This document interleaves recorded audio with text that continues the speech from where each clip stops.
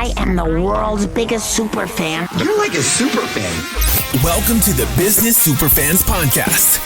We will discuss how establishing business superfans from customers, employees, and business partners can elevate your success exponentially. Learn why these advocates are a key factor to achieving excellence in the world of commerce. We discuss the invaluable insights of business owners who have successfully implemented the strategies in the book to build their own team of devoted superfans. Gain insightful knowledge from the experts who create applications that help you create passionate superfans. This is the Business Superfans podcast with your host, Freddie D. Ready!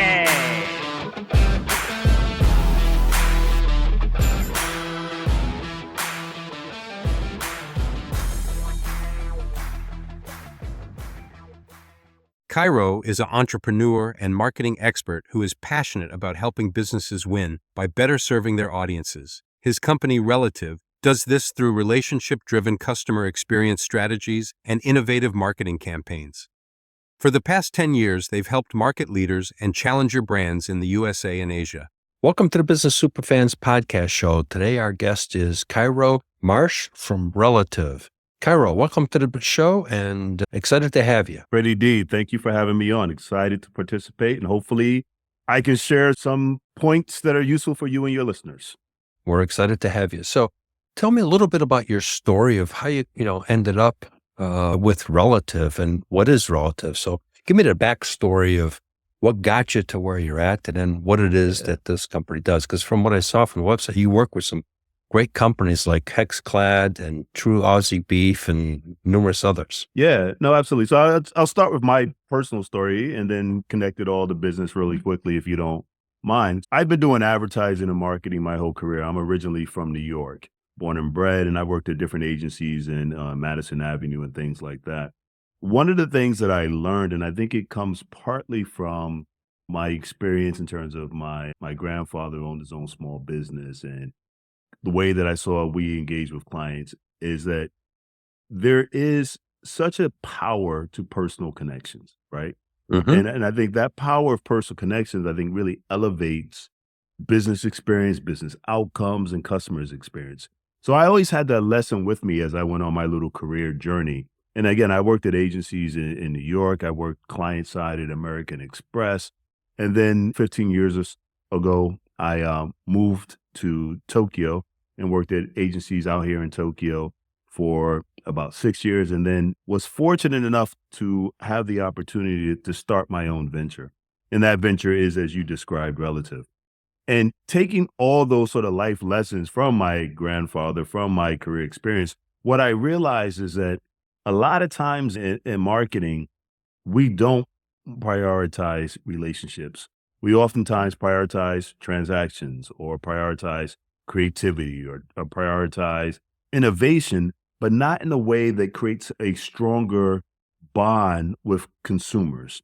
And ultimately, I think for businesses, those differences that a really strong brand has is that they usually have better bonds with their audience. So that was really a proposition that, again, based off of experience, sort of family observations and experience, that led me to form this idea in this agency that we call Relative. And Relative is obviously for relationships, which is at our core. Right, because that's very important. My years in sales, I started out as an engineer, and as an engineer, really I had a small world. But as I got into the technology sector when I first started and then moved into sales, I had to really change my whole personality and outlook because as an engineer, you're just a little room and that's it. Now you're in sales, you got to build relationships. And so fortunately, I read a lot of books and stuff. And I learned that my success in sales was really the relationships that I built with prospective customers that in turn became my brand fans, or as I call super fans. They would in turn refer me other business. Typically, I was selling in the tool and die world, and so manufacturing software. And this shop would have overflow work they were sending to the other shop. And they would say, you got to call John over at this company because we're having data exchange issues. And my sale time was really writing up the order. There was no presentation because Jack told John, buy this stuff.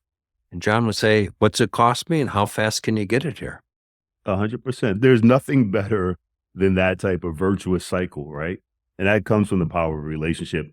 And that's true whether it's you as a salesperson or a business's reputation. And that's how we, right now, most of our clients come through referrals because they're either people we've worked with in the past, people who've heard about us from past clients who bring that in the door. And those tend to be better businesses for us anyhow, because they come in like in the same way that I think you experience, where they're a bit pre-qualified in the sense that they know what we're about, they know how we're going to work, and they know what we fight for.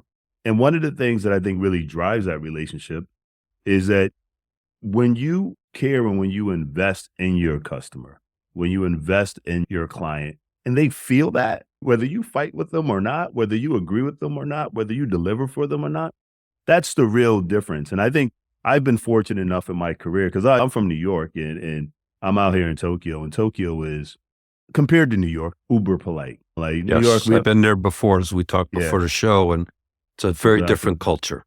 Yeah, we don't do polite in New York, right? But in Tokyo, everything is polite and orderly and hierarchical sometimes.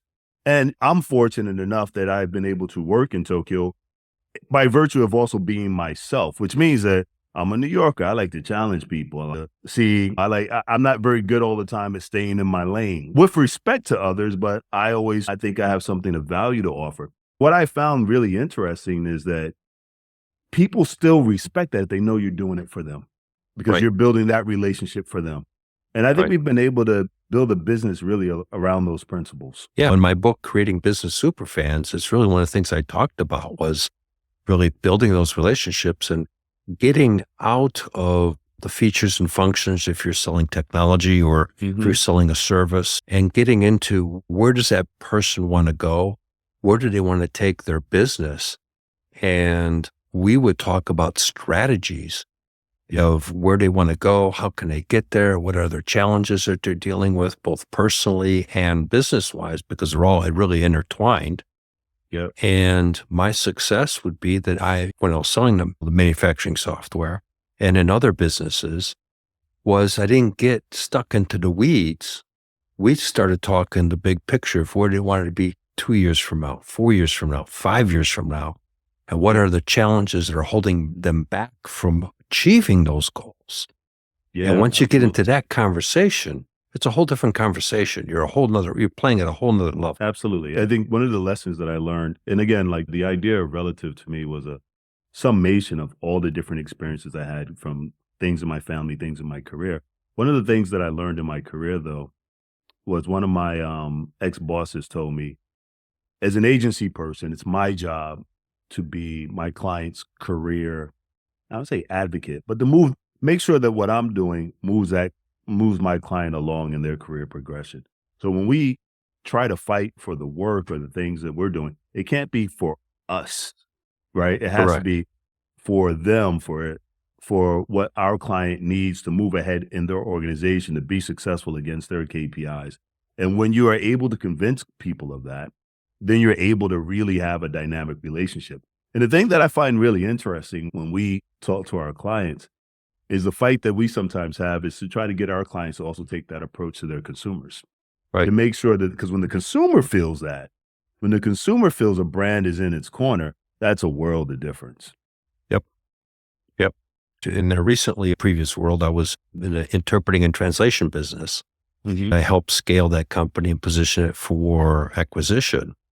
But I got one of the largest accounts that company ever had. And the relationship with the director, we would spend maybe 5 to 7 minutes talking about business as everything was running appropriately. The other 10 to 12 minutes in our scheduled time, we were talking about where were you going to go on vacation? What was the other things? Where you were visiting? Because those really building the relationship. Yeah, absolutely. Just like you said, Absolutely. that's everything is, when people like and trust you. Yep. That's the game changer right there. Absolutely. And I think it's really interesting because these are fundamental human things that we get in these one-to-one situations. What the challenge is, I think, sometimes for companies to scale that when you're dealing with a mass market, when you're dealing with 10,000, 100,000 consumers, how do you also get them to feel that way? And I think that's where sometimes all of a sudden, that thing that we all know changes into, I got my spreadsheet and my numbers and my KPIs, and you forget what the consumer wants is for you to be on their side the same way that you do in a one-to-one sales situation. Yep. Yep. And that's one of the things that we did, for example, with the interpreting. We had independent contractors that were the language specialists, whatever language it was Japanese, French, Polish, German, Spanish, Arabic type languages. Yep. That was the front line. So we weren't going to the hospital or the law firm or everything else. It was that independent contractor. So you had to build a relationship with them because they're the brand in that particular scenario. Absolutely. Absolutely. So what you're saying is absolutely spot on because that is really important. Absolutely. So let's dive into a little bit of what is it and how does, Relative work with its clients? What differentiate you guys? Why, basically the question, why you? Sure. Besides the fact that we're the best, if I can be so immodest. But fundamentally, why us? I think there's a couple of things. And one of it we touched on is, look, I really, truly believe we're not in this for ourselves. We're in this for our clients and for the solutions. And I think like a lot of times, if you are a client and you're talking to different marketing agencies, there's very much agencies sometimes come to the table with, here's what we do, and here's the type of work that we want, and we value this and we value that. And that's great to have values.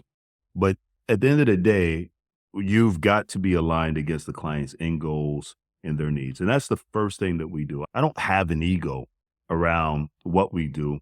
I do have an ego that we're effective and that we deliver for our clients. And that's really where our energy and our efforts are focused. The other differentiator around us is, what do we try to do? And again, as I mentioned, the principle of Relative is around relationships unlocking value. And the idea is that a lot of marketing, as I mentioned, is oftentimes transactional. We want to put our clients in a position where they can make money today, but do it in a way that their marketing dollars turn into an investment into a longer term connection with that consumer. So that is around positioning brands in a way that it's clear to the consumer that we as a brand are here to serve you, not necessarily just sell you. And as we serve you over the longer term, you see how that fit falls in your daily life, your engagement, and the value you get from interacting with us as a brand. So we focus our brand strategy on finding those sort of service opportunities that lead to sales, both in the short term and the long term. So what you're doing is you're working to them to elevate them to a whole nother level with their engagement with their prospective customers and maintaining the relationship and the brand relationship with the existing customers. Yeah. And what I would say, and it's not to nitpick words, I respect our clients. And I think obviously as an agency, we don't know everything that they know, and we don't know all the struggles that they go through. So I don't even take it from the point of view of elevating our clients. I think as any organization, you become a bit myopic to organizational KPIs and things like that. It's inherently natural. I think what we do is we offer a pure perspective to say, hey, we can challenge you and say, are you doing the right thing in the longer term for your consumers? Which obviously our clients already want to, but sometimes within any organization where you get internal pressures, there's a bit of a distraction on that. So we're here to champion that longer term perspective and champion that consumer for our clients to help make sure that they are doing what they want to do at their highest level. Yeah, fair enough. So tell us a little story of a success story that you worked with on one of your clients, and then how did that come about? What's a good success story? I think we've been fortunate so far that I think most of our clients would be happy with the work that we've done and the way that we've been able to help them build solutions. One of the stories that we sometimes talk to is we work with Canadian maple syrup in Japan, and we help them do a bunch of their marketing, everything from store activation sometimes to digital, et cetera. We're not focused on formats. We're focused more so on value and solutions. But one of the challenges that Canadian maples had in Japan is maple syrup is almost, and it may be a slight overstatement, is almost just a flavor. It's the flavor of maple. It's not necessarily the difference in maple syrup. So when Japanese consumers sometimes think about sweeteners. They'll go ahead and they'll go, oh, this sweetener is maple. There's another sweetener, honey. There's artificial sugars or whatever that I could use, but they're all sweeteners. There's no real product difference. And so one of the things we were trying to do is to say, how do they start in the longer term, build a really distinguishing proposition around the maple idea in a way, again, that speaks to service versus just selling sort of consumers. And so in order to do that, you have to take that maple idea and localize it in a Japanese context and point out value add that maybe they wouldn't perceive, consumers wouldn't perceive from a sweetener. The way we did this, and I'll give you, I'm making a long story short, is that maple, because it's natural, because it comes from trees and not any animal products, it falls into and I don't want to say organic, but in an almost organic category within Japanese cuisine. And that category, and I may be embarrassing myself in front of my Japanese friends, so I hope they'll forgive me if they hear this. It's called shojin yori. Shojin yori is basically food that traditional monks would eat in Japan because it's pure enough to be eaten. It's not literally organic or vegan in the way that we would think about it in the West, but it's analogous to that. Now, honey is not, because honey comes from an animal product. Artificial sweeteners are not, because they come from here. They come from a factory. What we did is to say, okay, great. If maple's good enough for a monk in Japan, but other sweeteners aren't, let's do a collaboration with literal monks to sort of bring that idea to life for consumers, right? So you can see it not in a maple syrup, not in a pancake stereotypical way, but in a way that's relevant to me within cultural levers that make sense and resonate within Japan. And so this whole idea of what we call maple monks was really doing this idea where we had these monks prepare different maple dishes, be able to share that, showcase that, and bring that to an audience in Japan. Now, again, the reason why I think that's really relevant, it's trying to connect maple to a value proposition of eating well. That's really where you're going with it. Yeah. It's eating well in a way that only maple can do, but brought to you through a cultural lens that really resonates. So that's an example that I think has worked really well. And I think we've been able to evolve the positioning of maple in Japan through that and other activities to start to really distinguish what it offers. Oh, that's really cool. It's a great story. To tie in the monks, that's really brilliant in an approach. Yeah, it's a pretty cool campaign. And the reason it works is because it's genuine, I think. And these are not like, we didn't get a bunch of dudes and shave their heads bald. We actually went out and got some real monks who said, okay, look, I understand the product. I'm willing to support that. Here's what we could do. That's really cool because you're adapting to a different culture. Yep. So it's not a one size fits all. You have to, especially when you're dealing in a global market, you've got to be able to adjust to the different cultures. I've been fortunate. I've traveled to about 32 countries so far, and every one is different. Absolutely. And the whole approach, the whole conversation, their beliefs, and you've got to really appreciate where they're coming from and then message to where they're coming from. Yeah. And it's always, like you said, it's always different in any given market. The principles don't change though, right? How do you demonstrate service? How do you make sure that it's locally relevant? Those principles never change, but it's going to be, that execution will be different in every single market in the world. Right. Correct. So let's continue on here and tell a little bit more of, you talk about some data and some personalized stuff. Let's go into that. Then how do you get that data and how do you maximize that information to generate the results that you do? Sure. I think, so one of the things that I think is critical is the old axiom, whatever gets measured gets managed. And so I think a lot of things that whether it's the importance of relationships, et cetera, don't get managed because people don't have a clear way to measure it. And what's easy to measure is clicks. Clicks are very easy to measure. ROI, depending on the media, somewhat easy to measure. Impressions, et cetera, very easy to measure. The relationships, maybe it's a little bit tough. Understanding how consumers feel, maybe that's a little bit tough. So I think you really do need a measurement framework and a measurement framework that's mapped to actually business outcomes that you want. They give you a sense of that. So we focus on diagnosing relationships through a lens that we call connectivity. And connectivity is literally It's I don't know, it's not an acronym, but it's a play on words about kin for family, connectivity in terms of that bond, the energy part of connectivity, to say, what's that energy and bond that brands have between themselves and their consumer? And connectivity it's a score, essentially, that allows you to say, how well am I doing with my consumers? You can look at it by segments of consumers. You can look at it versus your competition or gaps between you and your competition that allow you then to say, okay, great.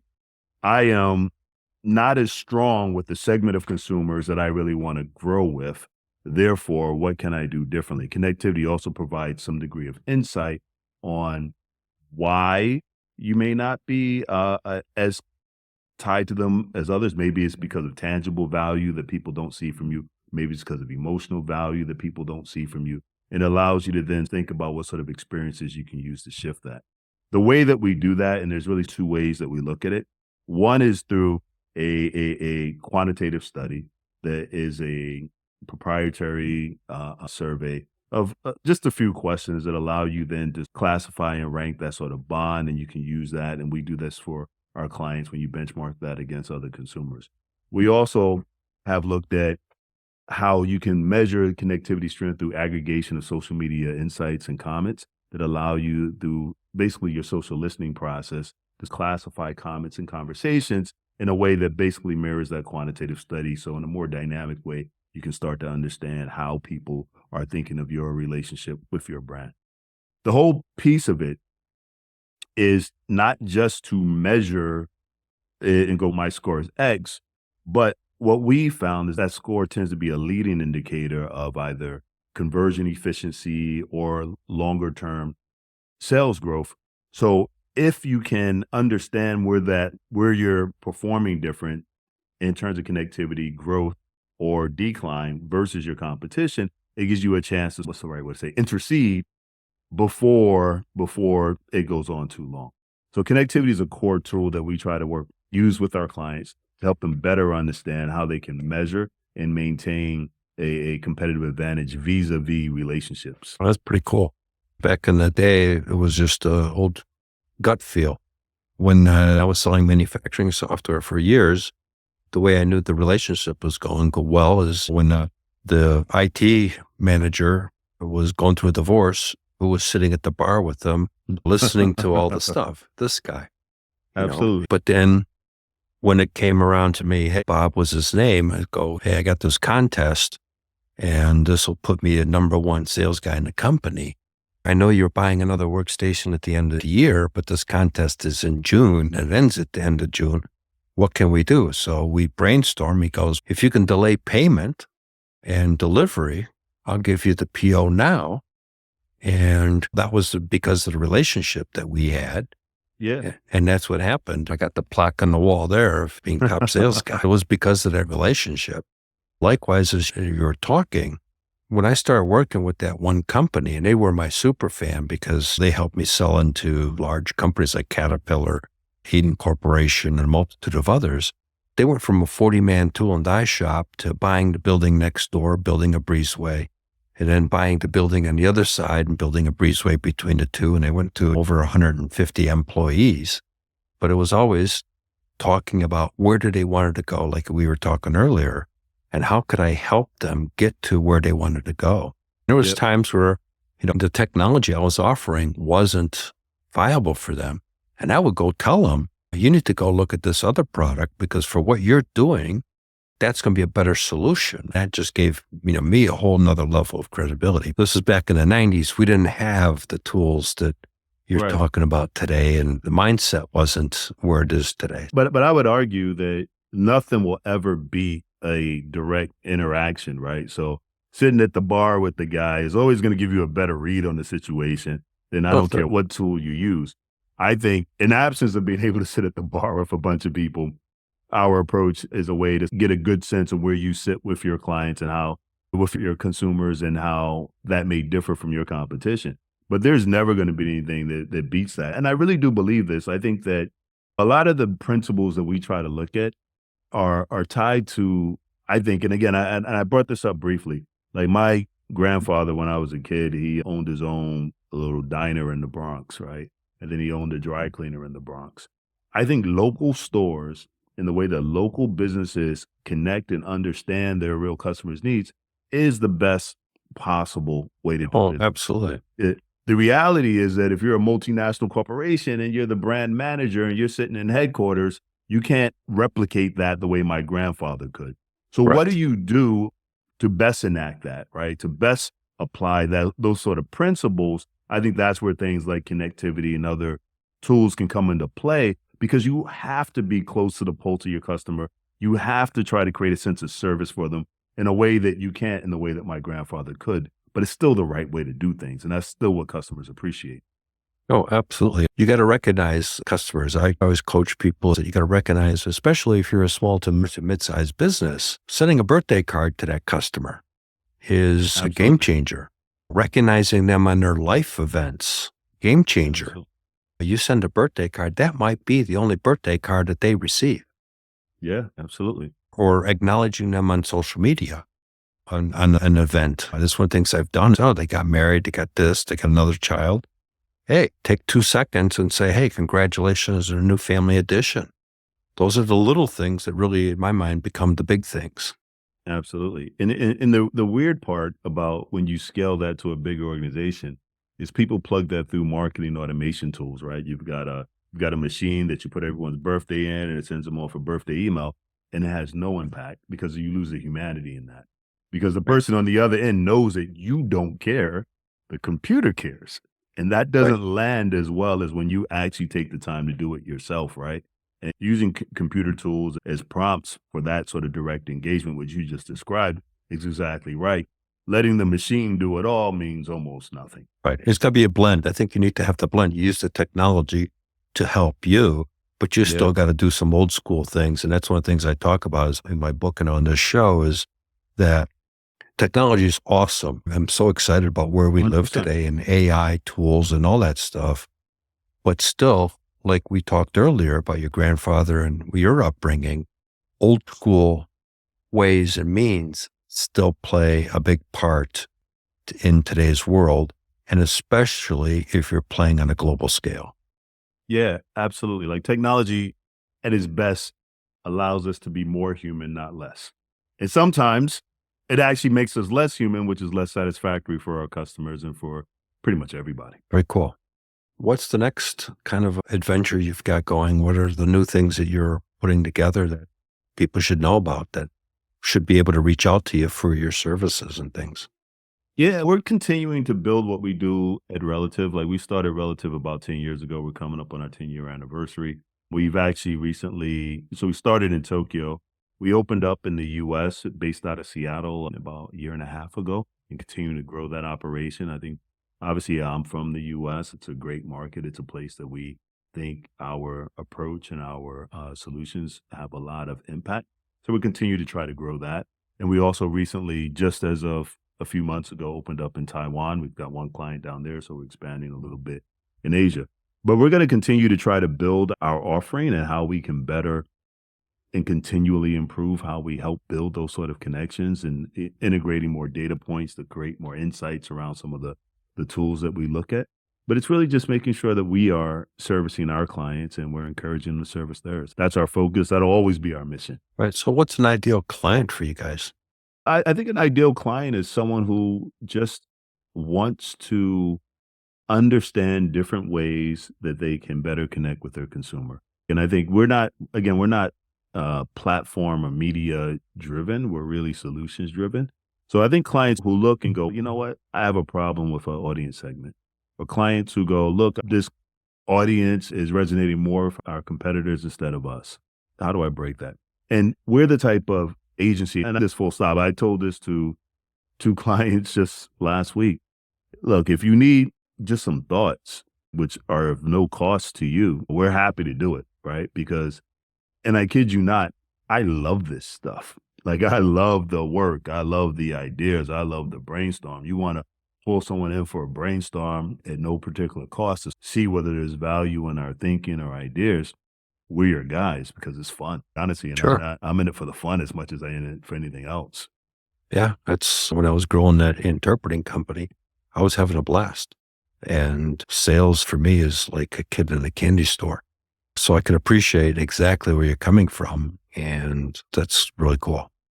Yeah. Like, honestly, I was talking to someone the other day and they were like, oh, I was talking about how we define ourselves, right? And people say, how do you define yourself? And I said, I'm a problem solver more than anything else. And what that means for me is what I really want for is problems. I'm like, give me something I could just play with. So if it's, again, in that sort of brainstorm context or whatever, regardless of whether it translates to paying work for us an agency, we're happy to play with ideas, play with solutions, play with problems anytime. What that does is it may not be a customer today. It may be a customer down the road, or it may never be a customer, but it Absolutely. may be a super fan that says, hey, I appreciate what Cairo did. And, oh, you know what? You'd be a good fit for this guy. You'd be a good fit for a relative. And so now they become that super fan that's promoting you just because of the fact that you took the time to brainstorm with them. Yeah, 100%. And I also truly believe that if it turns out to be nothing, that's fine. So long as it's a reasonable, we agree that we'll brainstorm and we'll do that to the fullest extent. If it turns out to be nothing, fantastic. Or you want some ideas, because I think you can't do it expecting something out of it. You do it because it's something worth doing and that we have the time or ability and or passion for it. Like, one thing, if you don't mind, Freddie, I wanted to mention, I think one of the things that you and I had mentioned before the actual interview that I find really fascinating about what you do and how you create these super fans. And one thought that popped into my head is, why do people become super fans? And it came out of some of the narrative that you were saying. And you know that the story of why people like people with blue eyes. Have you heard this? Why blue eyes Go are ahead, more share it. attractive? So what I read, and I'm not sure if it's true or not, but this is what I read, is that if you look at someone with blue eyes and they're attracted to you, you can see their pupils dilate, right? Because their eyes are light enough to see that. If you look at someone with dark eyes, because their pupils are dark or their corneas are dark, or whatever that iris is, I can't remember what part of the eye it is, but are dark as well, you don't actually see that. So the reason why people like people with blue eyes, according to this study I read, is because I can tell if you like me. It's not really about your blue eyes. It's about the ability to know whether I'm being liked. And I think when you create super fans, you create loyalty, you create engagement by giving and showing appreciation for others, and then they'll react however they want. And that's really the narrative we also try to give to our clients. It says, we don't try to get our clients to the idea that the customers are going to wake up and become advocates. Why? Why would they? They won't. What you need to do as a client, what we need to do as an agency, what everyone needs to do is give to that person, be an advocate for them. And again, normal human behaviors, the blue-eyed thing, you like me, oh, I like you too, is how things tend to work. And I think when we do business that way, that creates a better impact and more positive outcomes. Oh, absolutely. One of my quotes in the book is people will crawl through broken glass for appreciation and recognition. As you're talking there, same thing, you want to be able to recognize that customer or that vendor that you're dealing with. On the partnership aspect, they want to feel like they've contributed. And by you helping that customer achieve their goals and then recognizing them for that achievement, hey, you guys were here and look where you're at, guys, or go back to the tool and die shop that I used to deal with. I used to go in, and the last time I was there, they wouldn't let me in because they were saying, you cost us $100,000 every time you walk in there. But I says, yeah, but look at how big you guys are. And we recognized their successes every time. And I would edify them and says, look, man, you guys went from here to here. And I'd share the story of where they were and where they went. And so that gave them PR, and they became my super fan from that perspective. Just like you said, it's about them and helping them get to where they want to go, and they'll take care of where you need to go. Yeah, absolutely. Like the best way to get someone to fall in love with you is to fall in love with them. Yep. Great. Cairo, it's been an excellent conversation.